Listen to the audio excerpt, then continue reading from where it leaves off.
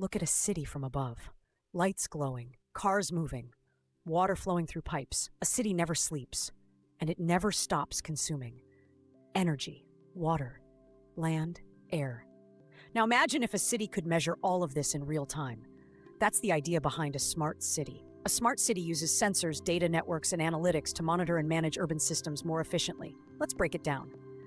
Air quality sensors detect pollution hotspots. Traffic cameras track congestion patterns. Smart meters measure electricity and water use. Waste bins signal when they're full. Data flows continuously. Now here's where intelligence enters. Artificial intelligence analyzes that data.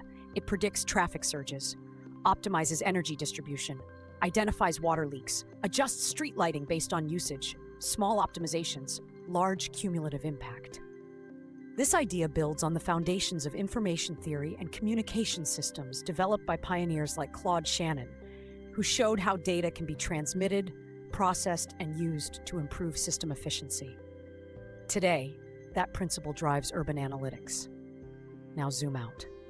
Cities are responsible for the majority of global energy use and emissions. That means improving urban efficiency directly reduces environmental stress. Better traffic flow reduces fuel consumption. Efficient grids lower emissions. Leak detection saves water. Smart zoning reduces heat islands. Environmental monitoring turns invisible pressures into measurable metrics. And when something can be measured, it can be managed.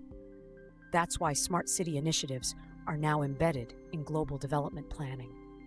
Organizations like the United Nations, through sustainable urban development frameworks and environmental programs such as the United Nations Environment Program, support data-driven urban sustainability worldwide.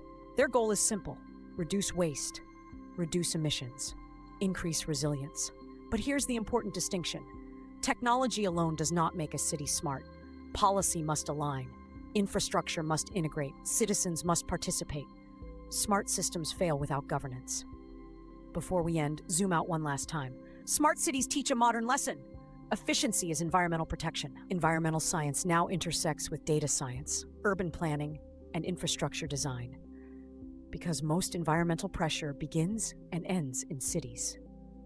In the next episode, we'll move beyond city limits to satellite data and remote sensing, where we'll see how environmental monitoring scales from neighborhoods to the entire planet. This series is part of the Learning Studio, where environmental systems are explored through technology, evidence, and long-term thinking. This isn't about gadgets. This is about smarter systems.